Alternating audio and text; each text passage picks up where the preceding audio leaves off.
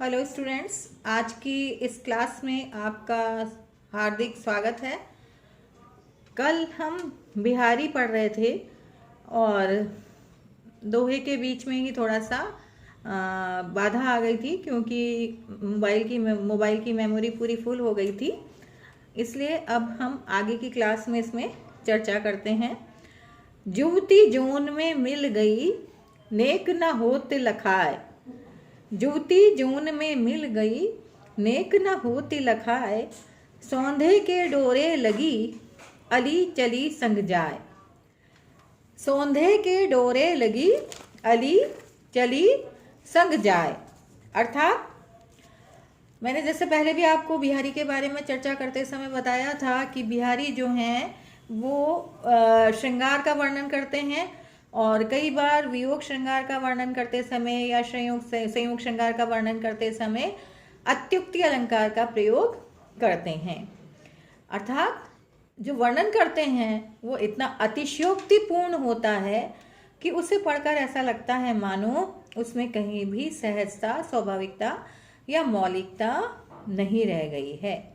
इसी क्रम में वो एक सुंदर गौरवर्ण नायिका का वर्णन कर रहे हैं, उसके गौरवर्ण का, कि वो इतनी अधिक गौरवर्ण की है, उसका जो वर्ण है वो इतना अधिक श्वेत वर्णी है कि वो जब जा रही है तो वो चांदनी में उसका जो रूप है, उसका जो श्वेत वर्ण है के कारण चांदनी में उसका रूप एकाकार हो गया है।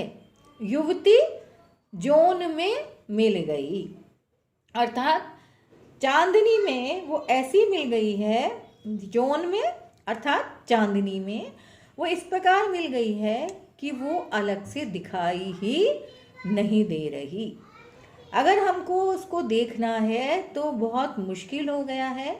चांदनी में वो इस तरह से एकाकार हो गई या तद्रूप हो गई या तदाकार हो गई कि उसको दृष्टिगत करना ही संभव नहीं रहा। नेक ना होते लखाए, नेक अर्थात जरा भी वो दिखाई नहीं दे रही है, नेक थोड़ा सा भी, लखाई दिखाई नहीं दे रही है। अगर हम उसको देखना चाह रहे हैं तो उसको दृष्टिगत कर पाना प्राय असंभव सा हो गया है। कैसे? सौंधे के डोरे लगी, जो उसके शरीर से आने वाली सुगंध है, जो सखी जो है उसके साथ जो जा रही है, वो जो सखी है वो सौंधे के उसके शरीर से निकलने वाली सुगंध में के सहारे, वो उसकी सुगंध के सहारे उसके साथ साथ चल रहे हैं। अर्थात वो सुगंध क्या है, उसकी डोरी की तरह से है। वो डोरी उस डोरी के साथ लगकर वो उसके साथ जा रही है। उसको वैसे दृष्टिगत कर पाना मुश्किल सा हो गया है, जिससे वो दृष्टिगोचर, मतलब इतनी गौरवर्णी है कि वैसे तो वो दृष्टिगोचर नहीं हो पा रही, दिख नहीं पा रही, लेकिन उससे निकलने वाली, शरीर से निकलने वाली सुगंध के कारण उसकी सुगंध रूपी डोर के तार से जुड़ी हुई उसकी सखी जो है उसके साथ लगी हुई चली जा रही है। अर्थात सुगंध, उसके शरीर से निकलने वाली सुगंध से लालची होकर, अर्थात उससे वशीभूत होकर उसकी लालच में निकल साथ साथ, मतलब जैसे भंवरा जो नहीं होता वो पुष्प पर क्यों आसक्त रहता है, क्यों उस पर मंडराता रहता है, क्योंकि उसको उस पुष्प विशेष की सुगंध जो है वो बहुत अच्छी लगती है। वो उसके लालच से वशीभूत होकर उसी पुष्प पर वो मंडराता रहता है। इसी तरह से उसकी सखी जो है नायिका की, वैसे तो उसको दृष्टिगत नहीं कर पा रही क्योंकि उसका गौरवर्ण और चांदनी का रूप जो है वो एकाकार हो गया है, उनमें कोई भेद कर पाना प्राय असंभव सा है। अतः उसके शरीर से निकलने वाली जो सुगंध है, तो इसमें अलंकार कौन सा हुआ? उन्मीलित अलंकार। दोनों इस तरह से मिल गए, इस तरह से एकाकार हो गए, इस तरह से तदाकार हो गए कि दोनों को भेद कर पाना, दोनों में अंतर कर पाना प्राय असंभव सा है। हों रीझी लख रीझियो छबीले छवि ही छबीले लाल, सोन जुई सी होत दुति मिलत मालती माल। हों रीझे, हों मैं रीझ गई हूँ, मैं अर्थात हूँ आसक्त हो गई। रीझना मतलब उसके प्रति आसक्त हो गई, उसके वशीभूत हो गई। हों रीझी लखी रीझियों, उसको देखते ही उसके प्रति, उसके सौंदर्य में इस तरह बंध गई या इस तरह से आकृष्ट हो गई, इस तरह से उसके सहारे उसमें मिल गई कि छवि ही छबीले लाल, जो सौंदर्य संपन्न, सौंदर्यवान, जो सुंदर नायक है, उसके सौंदर्य पर इतनी अधिक वो सौंदर्य संपन्न है कि मैं उसको देखने मात्र से उसके सौंदर्य के मैं वशीभूत हो गई, उस पर आसक्त हो गई, उसके आकर्षण में बंध गई।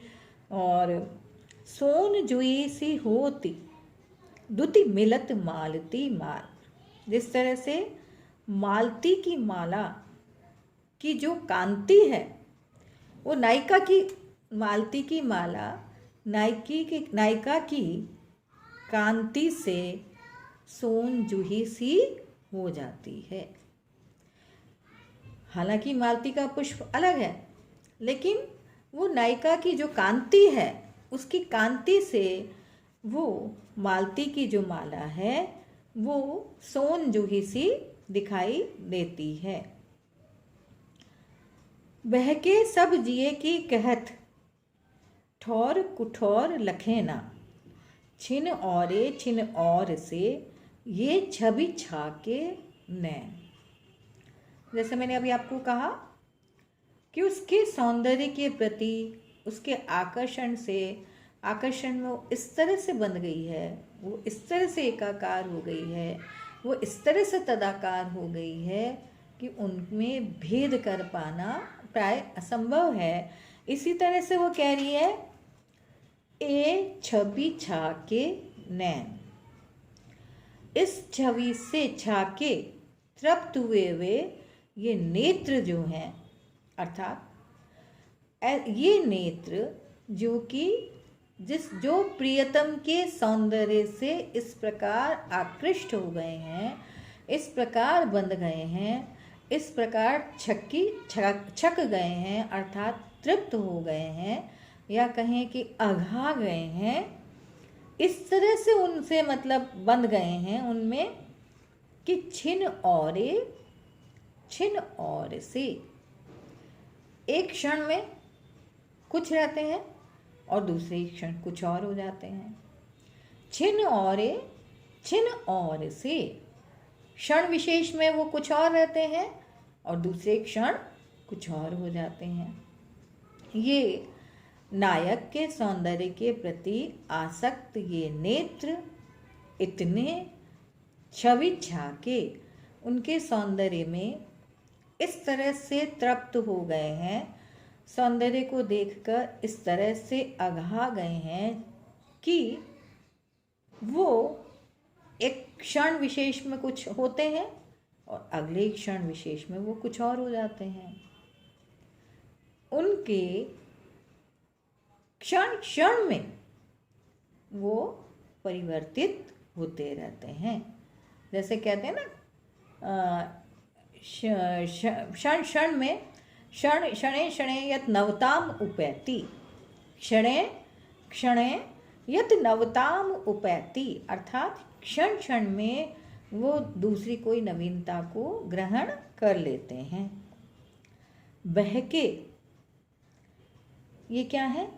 उनके प्रति ऐसे आसक्त हो गए हैं, ऐसे आकृष्ट हो गए हैं, ऐसे बहक गए उनके सौंदर्य को देखकर कि अब अपने वश में ही नहीं रह गए।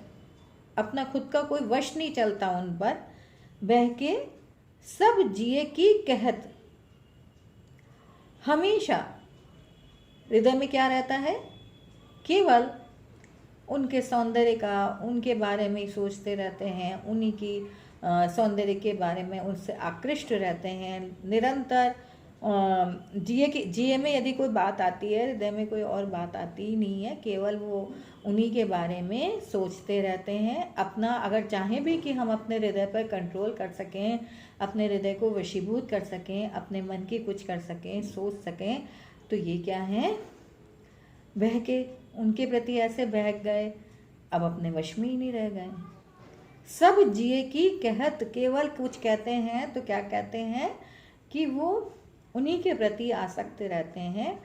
ठौर कुठौर लखे ना, इतने ज़्यादा बहक गए, इतने अधिक वशीभूत हो गए, इतना निरंतर वो उनके प्रति ऐसे मग्न रहते हैं, ऐसे एक निष्ठ रहते हैं, ध्यान मग्न रहते हैं उनके बारे में, तो ये भी नहीं देखते कि ये स्थान इस बात के लिए उचित है अथवा नहीं। ठौर कुठौर, ये स्थान सही है, कुठौर अथवा कुठौर है, ये उचित नहीं है, ये बात भी लखे ना, वो देखते ही नहीं है। ठौर कुठौर को दृष्टिगत न करते हुए निरंतर उनके बारे में सोचते रहते हैं। अगर हम चाहें तो भी हम उसको अपने वश में नहीं कर सकते। निरंतर ये क्या है, छवि छाके नैन, ये उनके सौंदर्य से अघाए हुए नेत्र नित्य प्रति निरंतर क्षण क्षण क्षण प्रति क्षण उन्हीं को बारे में सोचते रहते हैं। अज्यो तर्यो ना ही रहो श्रुति सेवत इक रंग, नाक बास बेसर लही बसी मुक्तन के संग। जैसे कि मैंने पहले भी बताया था कि बिहारी सत्सई की एक तो ये विशेषता है कि उन्होंने गागर में सागर भरा है, अर्थात दोहे जैसे छोटे छंद में असीमित अपरिमित व्यापक अर्थ को समावेश किया है। उसी तरह से बिहारी सत्सई में कहा जाता है कि भक्ति, नीति और श्रृंगार की त्रिवेणी प्रभावित होती है। ये प्रस्तुत दोहा जो है वो क्या है, भक्ति परक, कि अजयो तर्योना, नीति संगत भी कह सकते हैं इसको, अजयो तर्योना ही रयो श्रुति सेवत इक रंग।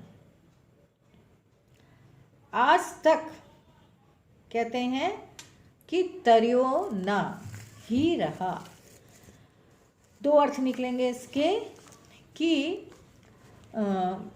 ना श्रुति सेवत, कानों की सेवा करते रहने पर भी निरंतर आज तक क्या रहा, ये तर्योना नामक आभूषण ही बना रहा।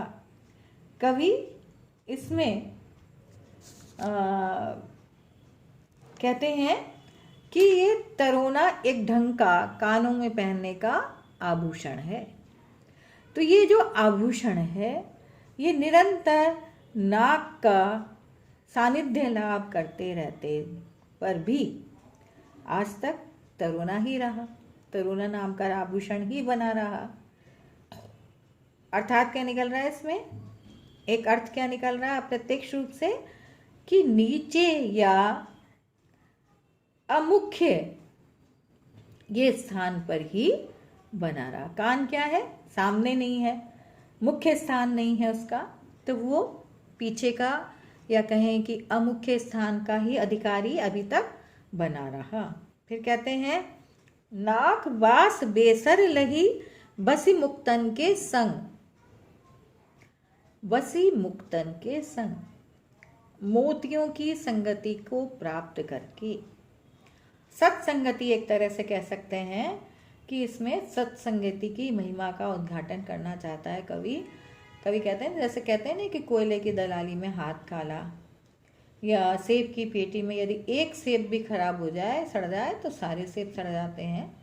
तो इसलिए मनुष्य को कहते हैं कि कभी भी कुसंगति में नहीं रहना चाहिए, क्योंकि संगति का कहीं ना कहीं उस पर असर अवश्य पड़ता है। तो वो कहते हैं कि नाक का आभूषण ही बना रहा।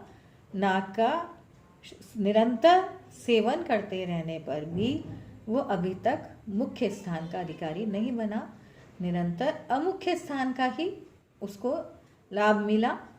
और इसके विपरीत बेसर नाम का जो आभूषण है, बेसरी, जो कि कान में नाक में पहना जाता है, वो मोतियों की सत्संगति से, मोतियों की संगति में आने से वो क्या हुआ, नाक बास, उसने नाक जैसे मुख्य स्थान को प्राप्त कर लिया।